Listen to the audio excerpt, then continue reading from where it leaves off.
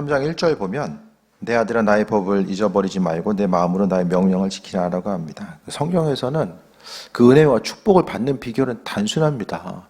하나님 말씀에 대한 이제 순종을 이야기하는데, 이 중요한 것은 하나님 말씀을 우리가 보고 듣잖아요. 지금까지 얼마나 많은 말씀을 보았고 들어왔는지, 또 보고 들은 이 수많은 말씀들이 있고, 요즘 보면은 이제 핸드폰을 통해서도 말씀 볼 수 있고 또 들을 수 있는 말씀이 또 얼마나 많이 또 존재합니까?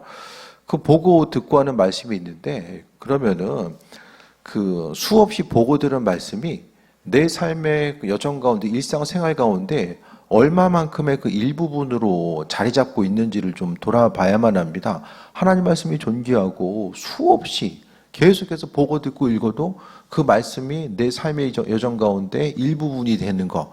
그러니까 말씀을 통해서 보고 듣고 기억하고 그 말씀의 중심을 통해서 하루하루 또 삶을 살아가는 것 자체를 말씀하고 있어요. 그래서 나의 법을 잊어버리지 말고, 하나님 말씀을 잊어버리지 말고 마음으로 명령을 지키라라고 합니다.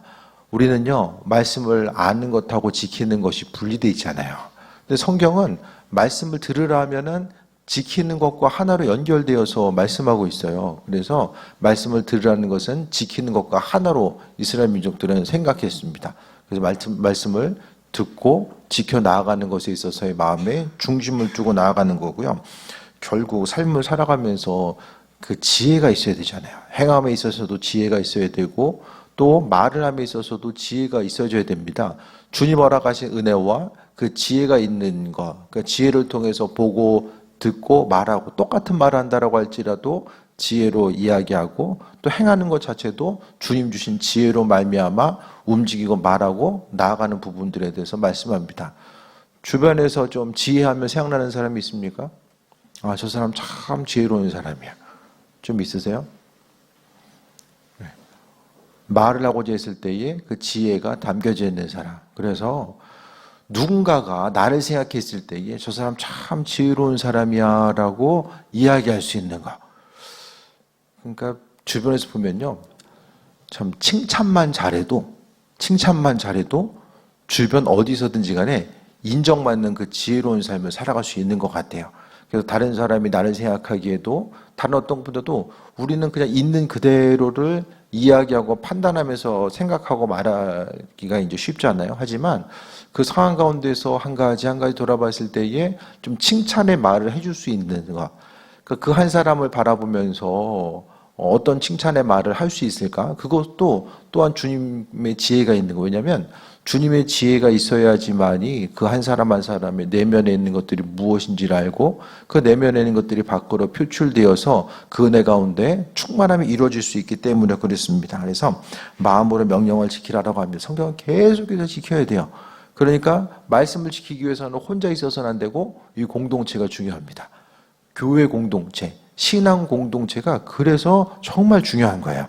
그래서 하나님 말씀이 지켜지는 곳이 그곳이고, 그래서 우리가 대부분 관계를 통해서 우리가 살아가잖아요. 그 관계 가운데서 하나님 기뻐하시고 일하시고 인도하심의 뜻이 무엇인지를 분별하며 나가야 되는데, 마음으로 명령을 지키고 나아가는 것. 그 큐티가 중요한 이유가 뭐냐면, 큐티에 있어서 적용점은 그 하나님 말씀을 어떻게 하면 지키고자 할까? 그 적용점을 좀 찾고 있으십니까? 대부분 적용점이 뭐죠? 주제 가지고 기도하는 거.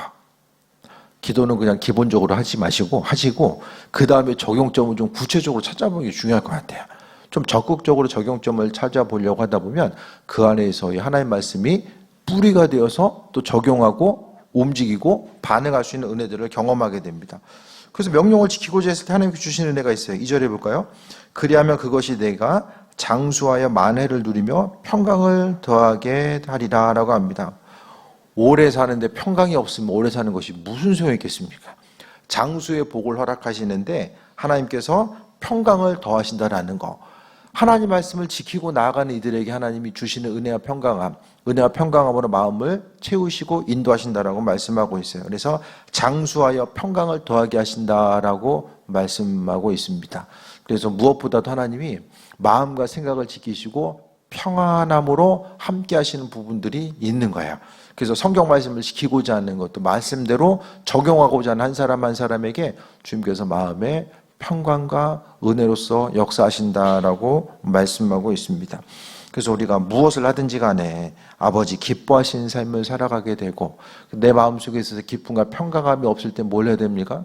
하나님 말씀 가운데 내 삶을 비춰보고 또 적용해 나아가는 그런 부분들이 있어져야 됩니다.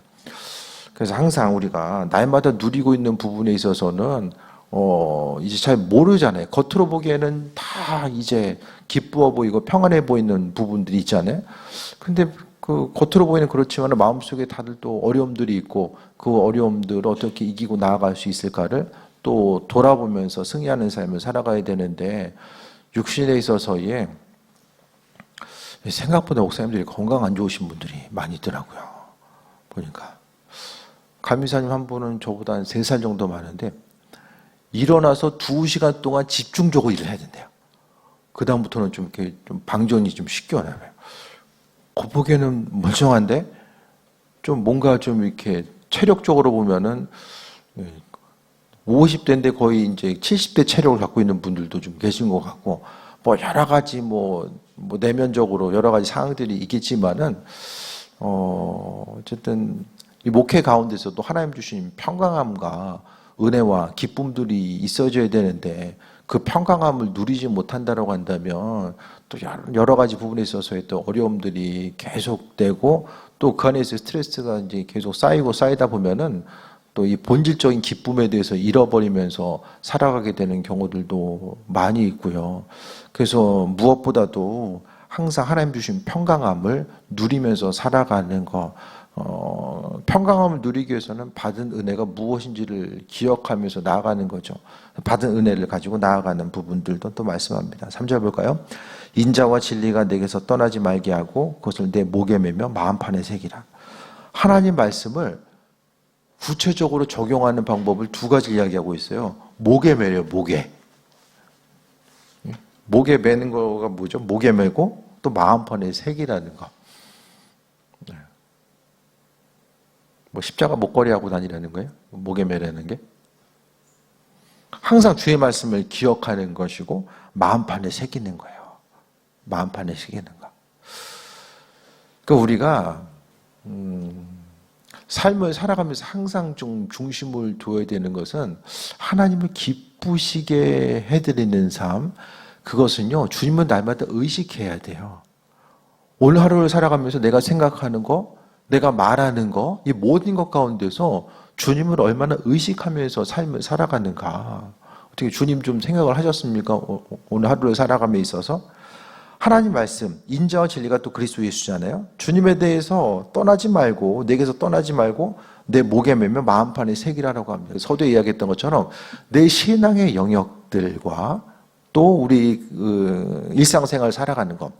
믿지 않는 사람들도 보면은 그냥 나름대로 다들 잘 살고 있는 것 같아요. 그렇죠? 믿는 사람이나 믿지 않는 사람이나 그냥 하루 그냥 세끼 먹고 똑같이 움직이고 별 뭐 다를 바 없이 그냥 다 살아가는 것 같잖아요. 뭐 믿지 않는 사람들 보면 좀 뭐 특별하게 독특하게 다른 부분이 있어 보입니까? 그냥 다 비슷하게 하루하루 그냥 소시민으로서 인생 살아가는 것 같잖아요. 하지만 믿는 사람들에게 있어서 하나님께서 우리에게 요구하시는 것은 하나님 허락하신 말씀을 삶의 자리로 계속해서 가지고 와야 돼요.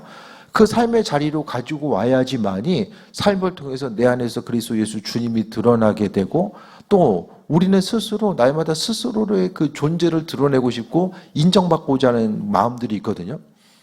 그래서 이제 셀리도 모임 가운데 잠깐 책을 통해 나눴던 것처럼 내 안에서 주님의 지혜, 하나님 말씀이 있기 위해서는요, 내 생각과 내 지혜와 능력이 충분하지 않고 또 그것만 가지고 인생을 살아갈 수 없다는 것에 대해서 주님 앞에 인정하고 내려놓음이 분명하게 있어져야 됩니다.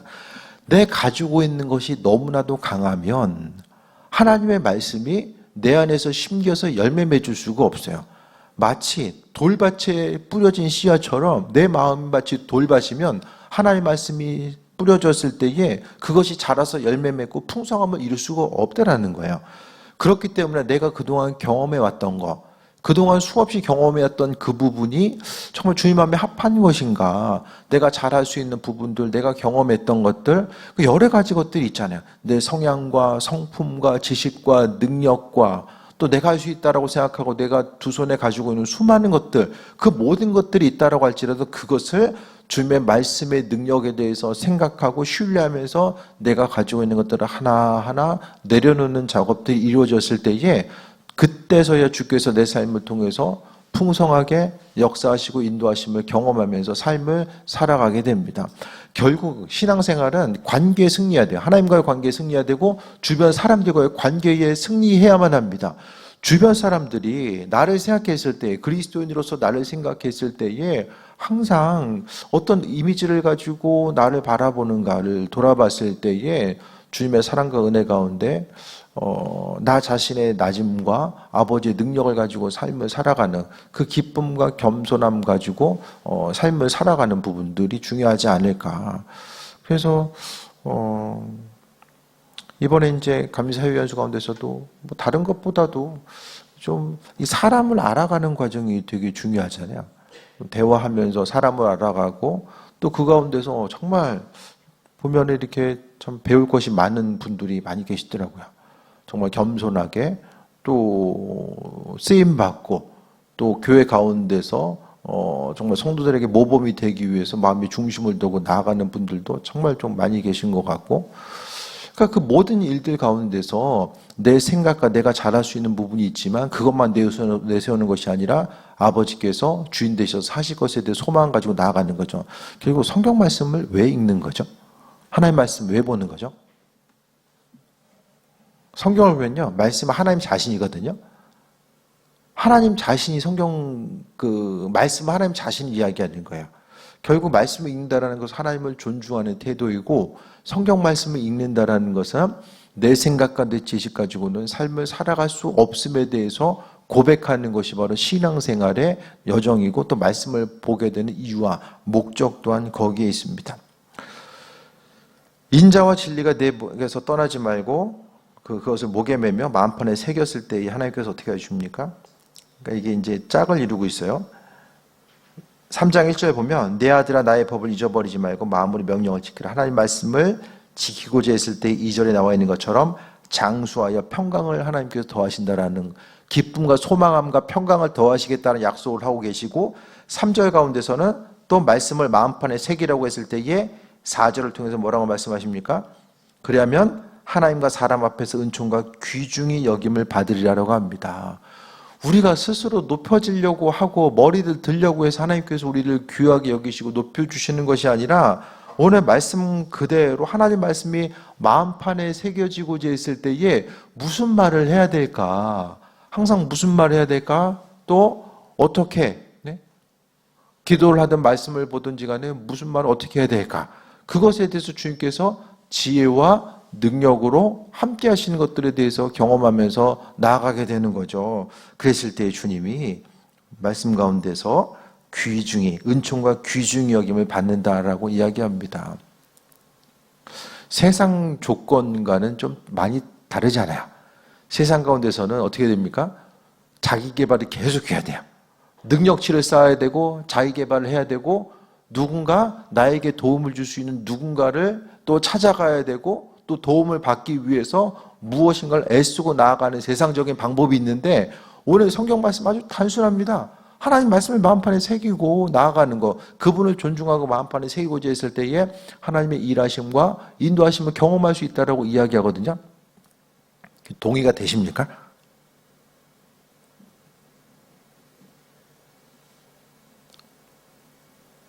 그럼 자녀들 향해서 성경을 키워야 되겠죠, 성경.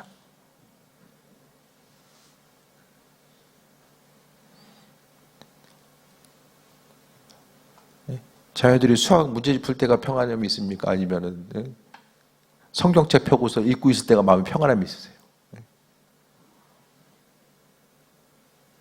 솔직하게 얘기해 보세요. 지금. 아이들이 성경 100점을 맞았으면 좋겠어요? 아니면 수학 점수 100점을 맞았으면 좋겠어요? 뭐 둘 중에 하나라도 맞으면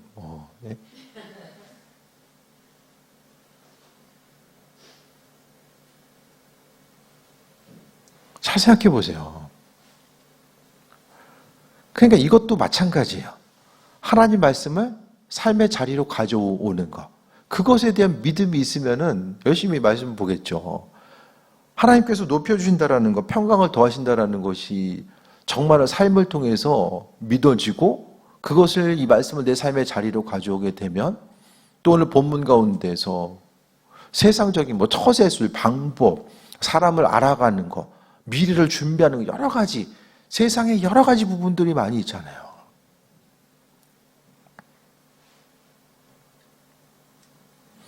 이 말씀이 지금 AI가 지금 세상을 거의 집어삼키려고 하는 이때에 세상 모든 것들이 다 AI를 중심으로 해서 이루어지는 이때에 2000년 전의 말씀, 잠언이면은 언제입니까? 2300~400년 전의 말씀, 그 말씀을 통해서 하나님 말씀, 이 말씀대로 살아갔을 때에 주께서 높여주시고 기쁨과 평강함을 함께 하시고 역사하신다는 이 말씀 자체가 어떻습니까? 계속해서 우리에게 기쁨과 평안함으로 다가올 수 있습니까?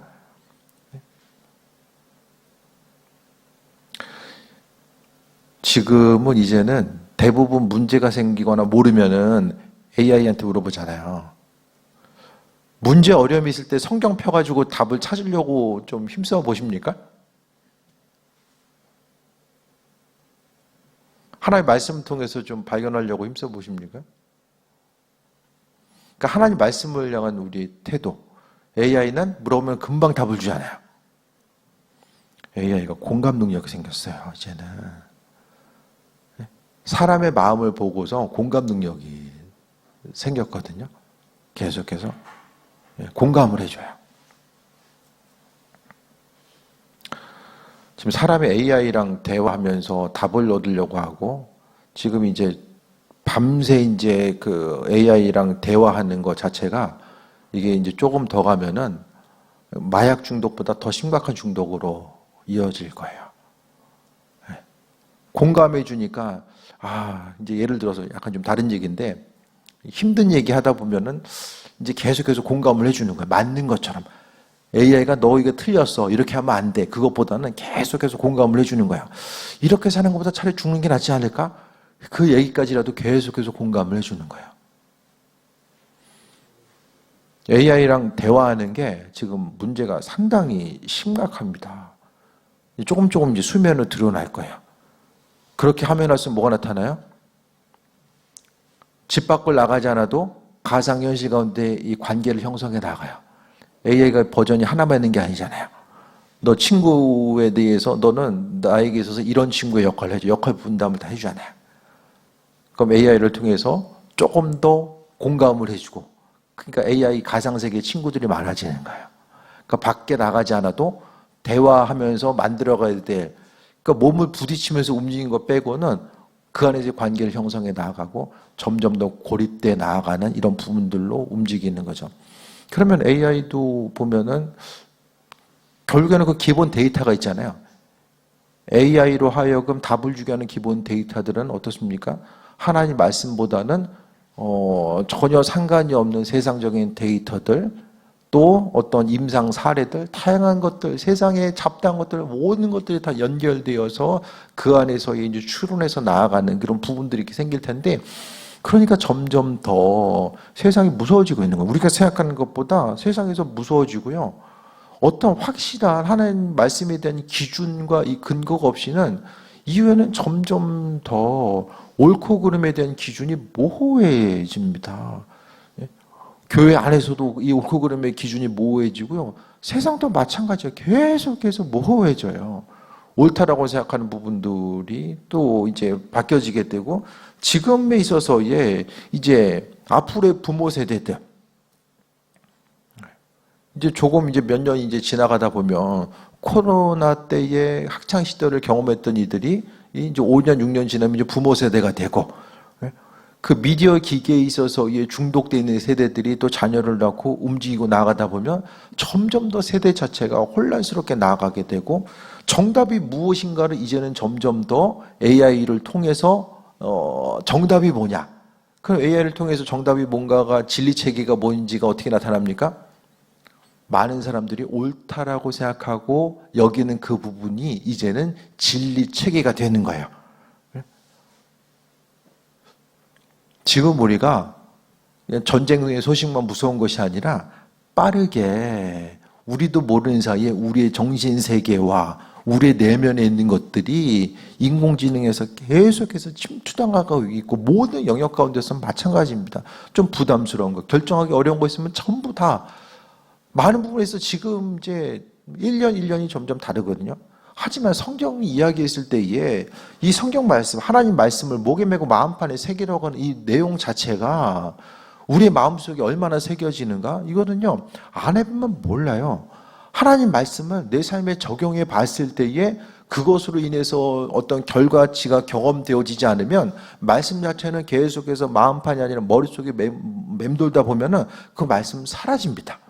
이제는 어떤 것을 결정하고자 했을 때에 하나님 말씀에 대한 그 진리 체계가 아니라 그냥 세상 가운데 어떤 확률이 높고 가능성이 높고 많은 사람들이 다수가 따라가는 그것에 의해서 결정하고 나아가는 것. 그렇게 하다 보면은 점점 더 개인 한 사람 한 사람에 있어서의 어떤 창의성 자체가 없어지게 되고, 예전에 어떤 한 분이 간증을 하는 걸 한 십몇 년도 더 된 것 같아요. 그 간증한 영상에 대해서 어떤 집회에서 간증한 영상에서 이제 듣는데, 그분이 청년들을 위해서 기도하면서 청년들의 그 창조성, 창조적인 능력이 나타나서 하나님 나라가 확장되어 나가기 원합니다. 이런 이 말씀에 대한 이 선포가 있었는데, 그 얘기를 들으면서 요즘 청년들이 가지고 있는 창조성이 있나? 제가 문득 그 생각을 하게 된 거예요. 창조성, 사람에게 더 이상 이 창조성이라는 말이 좀 어울립니까? 지금에 있어서 사람들이 고유하게 가지고 있는 그 능력 자체를 창조성이라고 이야기하는데, 이것이 더 이상 통용이 안 되잖아요. 그러니까 신앙인들로 하여금, 사람들로 하여금, 그러니까 제가 보기에는 하나님 말씀을 온전히 가치 체계로, 중심 체계로 가지고 있는 이들은 앞으로의 삶을 살아가면서 얼마든지 저는 경쟁력이 있다라고 보거든요. 이것은 왜냐하면 점점 더 획일화되거든요. 생각하고 판단하는 것이 획일화돼요.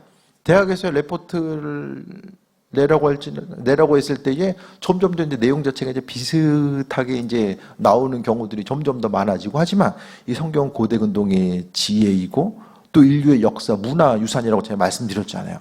이 말씀이 우리 마음속에 새겨졌을 때에 하나님의 지혜와 능력이 우리 안에 있게 되고, 그것을 통해서 세상의 어떤 도구들을 이용해서 하나님의 허락하신 은혜와 창조성을 얼마든지 나타날 수 있는데, 우리 다음 세대들이 하나님 말씀이 아니고서는 이 세상 가운데 어떤 차별성과 나름대로의 어떤 가치를 드러낼 수 있는 방법들이 얼마나 세상에 존재할까라는 것을 돌아보게 됩니다.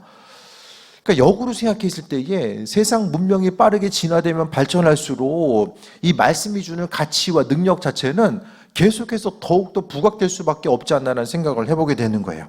말씀 계속해서 봅니다. 5절 보면 너는 마음을 다하여 여호와를 신뢰하고 명철을 의지하지 말라. 그래서 몇 가지 교훈을 1절과 3절, 5절을 통해서 말씀하고 있어요. 너는 마음을 다하여 여호와를 신뢰하고 명철을 의지하지 말라. 네 생각 가지고 있는 거 의지하지 말라는 거예요.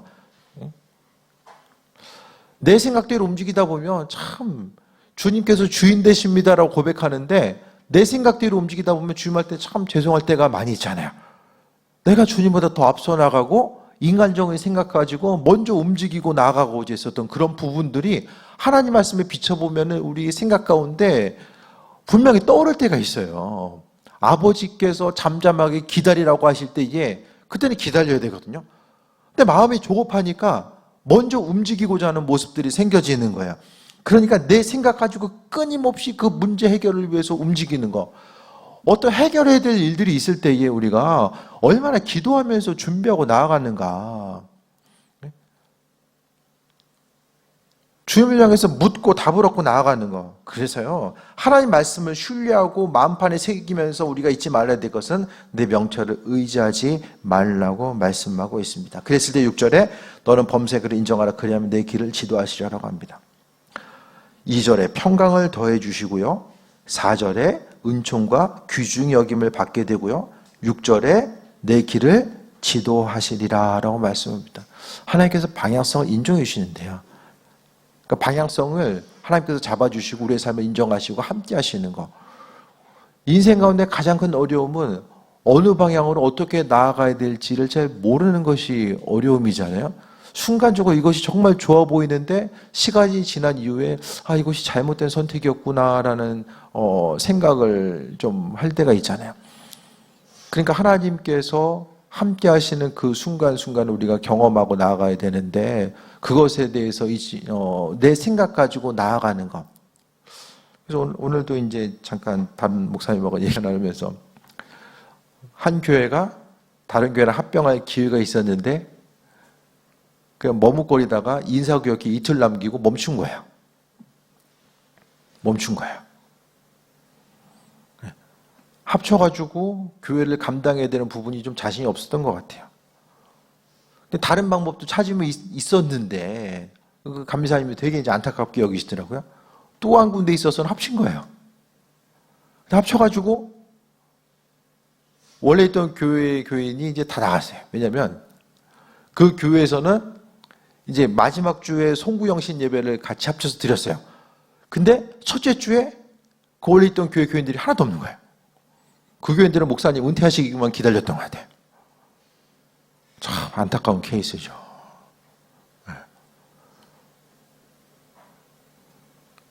그 목사님 은퇴하실 때까지만 이제 있자 해가지고 있다가 그러니까 이제 그 순간에 있어서는 또 합병하지 말아야 되는 그런 상황이 있었는데 또 합병되어서 어려움 당하고. 그러니까 사람의 생각 가지고 움직이다 보면 무슨 일을 하든지 간에 어떤 것에 대해서 무슨 일을 크게는 교회가 움직이는 거 여러분 개인이 선택하고 하는 모든 것들도 다 마찬가지거든요.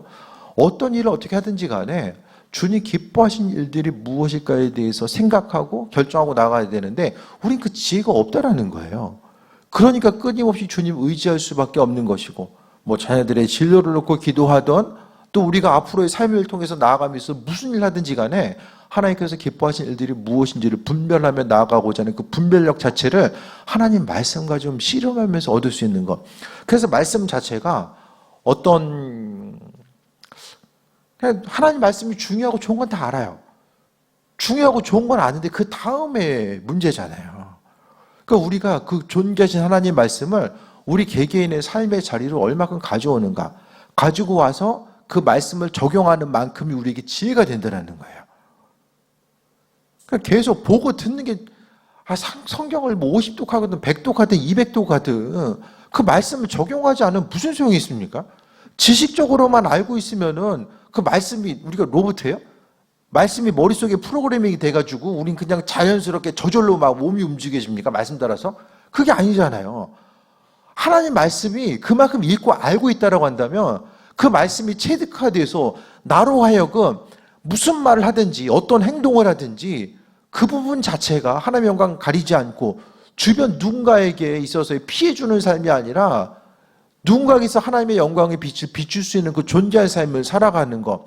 그래서 우리는요, 하나님의 말씀을 보지 않고 듣지 않아서 그것이 아니라 말씀을 보고 들은 것에 있어서 얼마나 씨름하고 나아가는가. 그래서 주일 설교마다 적용점과 실천 질문에 대해서 말씀드리는 것이 그 한 구절의 말씀을 붙들고 씨름하는 그것에 대해서 포기하다 보면 우리는 더 이상 믿음의 여정 자체가 앞으로 나아갈 수도 없고요. 신앙의 연륜은 오래됐는데 왜 맨날 똑같은 거 가지고 고민하고 똑같은 거 가지고 열받고 본질 아닌 것 때문에 마음 흔들리고 왜 그럴까?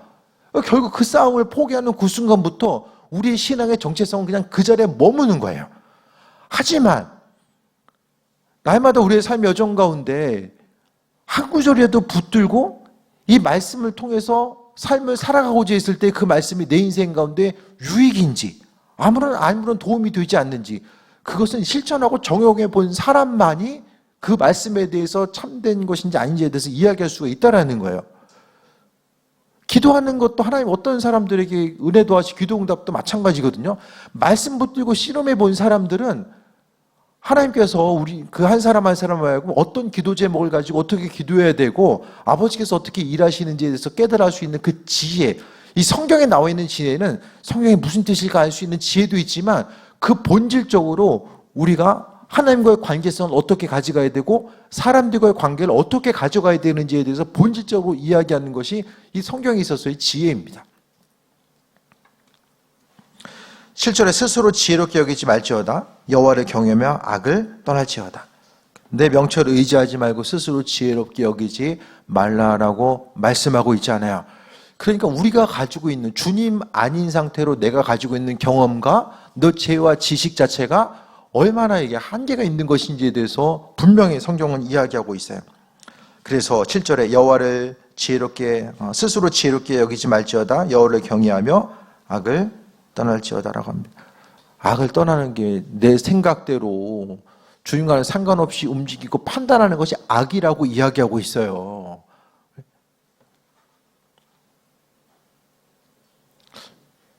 큐티하면서 좀 삶이 달라지셨습니까? 되게 센 질문인데. 큐티라는 것도 아니고. 큐티하면서 좀 삶이 달라지셨습니까? 말씀에 대한 태도가 좀 달라지셨습니까? 성경 읽으면서 좀 삶이 달라지고 예배에 참여하고 주님께 나아가면서 삶이 좀 달라진 부분이 있습니까?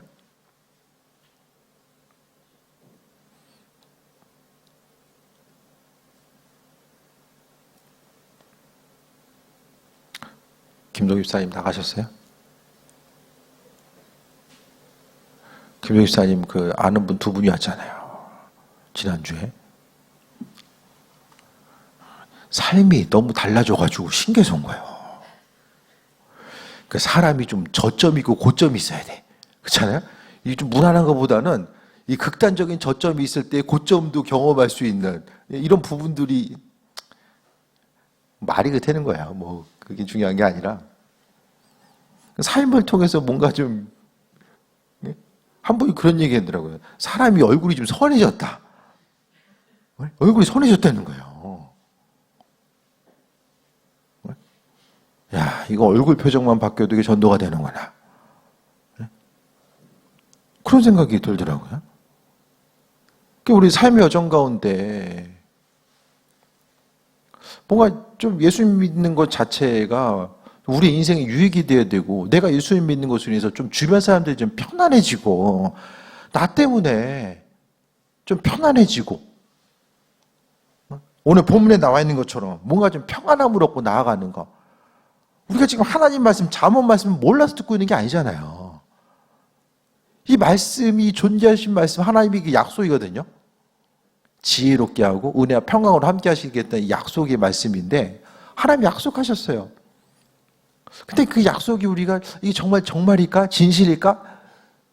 정말 해보지 않으면 모르는 거예요. 지켜보지 않고 말씀에 대해서 바른 태도를 갖고 있지 않으면 잘 모르잖아요.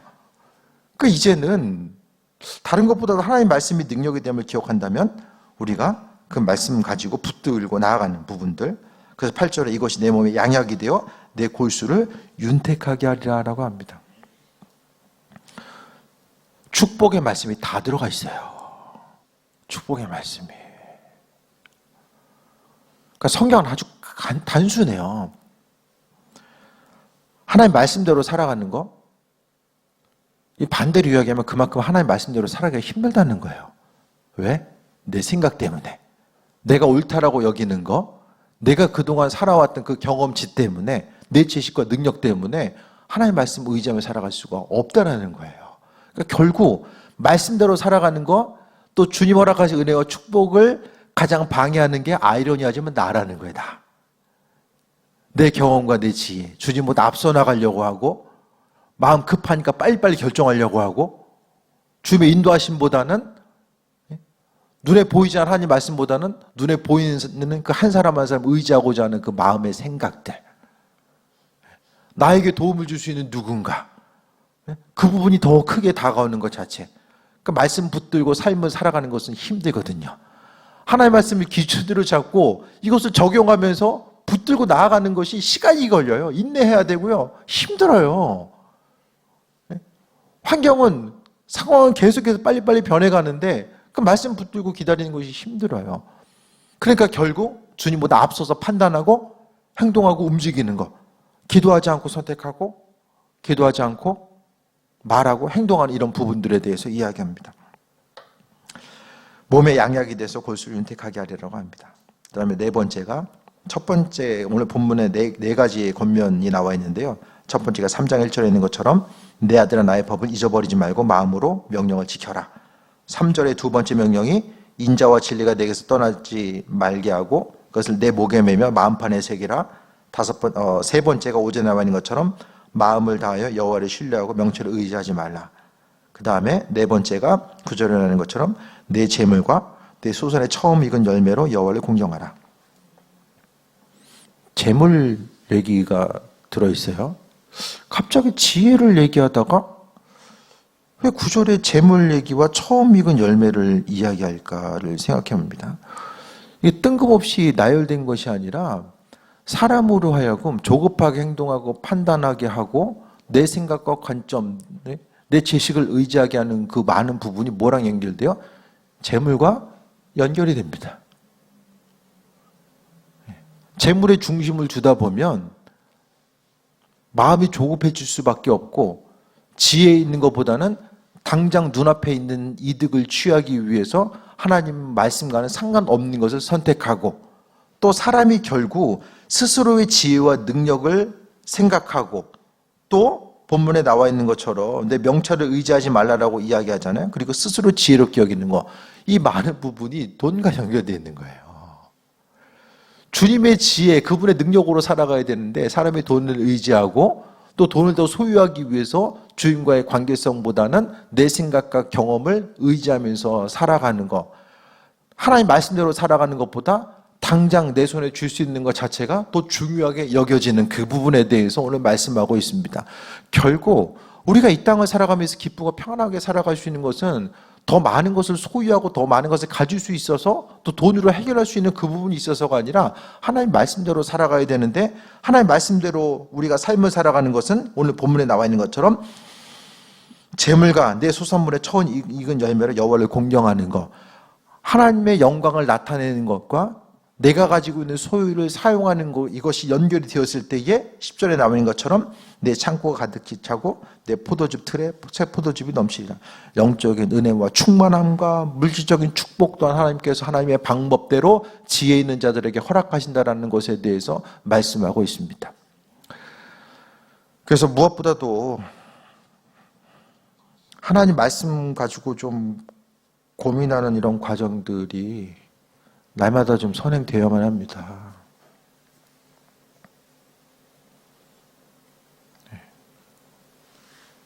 가족끼리 좀 느낄 수 있어야 되고요.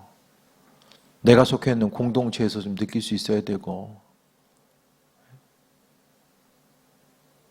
누군가를 향해서 나타내고자 했을 때에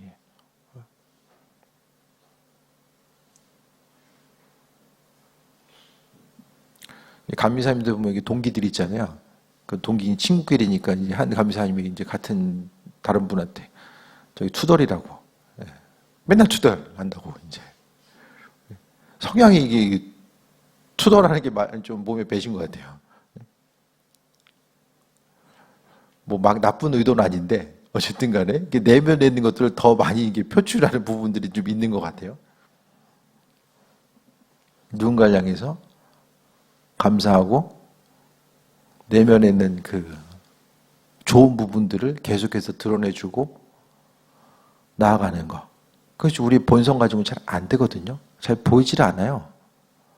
근데 주님께서 주님의 마음을 가지고 바라보고자 했을 때에 하나님께서 그 한 사람 한 사람 외모가 아니라 내면에 있는 것들을 보게 하시고 또 그 안에서 영광 나타내고 드러낼 수 있는 부분들.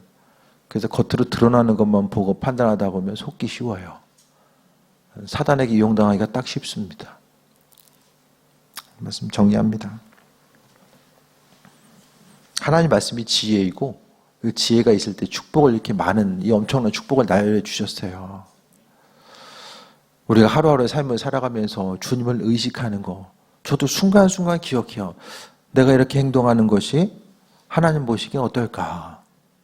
나름대로의 명분과 당위성이 있어도 이렇게 행동하는 거 이렇게 말하는 것이 하나님 보시기에 합한 것일까? 순간순간 기억을 하려고 합니다. 네. 주님을 의식하는 사람은요, 그래도 보호 안 받고 나아갈 수가 있어요. 주님을 의식한다는 것은 말씀을 기억하고 말씀대로 살아가는 과정을 이야기합니다. 오늘 주신 말씀 기억하시고 지혜자를 향하는 축복을 하나님께서 허락해 주시고 있어요. 그래서 기록된 말씀이 그냥 문자적으로만 있는 것이 아니라 우리의 삶을 통해서 말씀대로 한번 씨름해 보시고 그 말씀이 주는 유익이 무엇인지를 경험하다 보면 더 말씀과 가까이 갈 수 있는 은혜가 있는데요. 말씀에 가까이 하지 않고 그냥 머리로만 생각하고 흘려보내면 이 말씀이 내 인생과 이게 분리됩니다. 내 삶과 분리돼요. 내 삶과 분리된 말씀이 능력이 없어요. 내 인생 가운데 아무런 영향력을 주지 못하고 기쁨과 소망함으로 나아갈 수도 없습니다. 주신 말씀 기억하셔서 남은 우리의 삶의 여정 가운데서도 하나님의 말씀 붙들고 그 말씀이 기준이 되어서 움직이고 반응하고 선택하고 주께 영광 돌리는 귀한 삶 되시기를 축원드립니다. 기도하겠습니다. 하나님 사랑에 감사드립니다. 아버지 기뻐하시고 원하시는 삶이 무엇인지를 깨달아 하시고 말씀을 통해서 주님의 생각과 그 인도하심과 그 선하시고 계획하심을 다 비춰주셨습니다. 그 말씀 가운데 세임 얻는 삶을 살게 하시고 그 말씀을 통해서 하나님 허락하신 은혜와 충만함을 누릴 수 있도록 역사하여 주옵소서. 은혜 위원회 더하심에 감사드립니다. 주님을 더 깊이 묵상하고 알아갈 수 있는 세상에 속지 않고 사단에게 속지 않고 하나님 은혜 가운데 충만함 누리는 귀한 삶으로 역사하여 주옵소서. 예수님의 이름으로 기도드립니다. 아멘.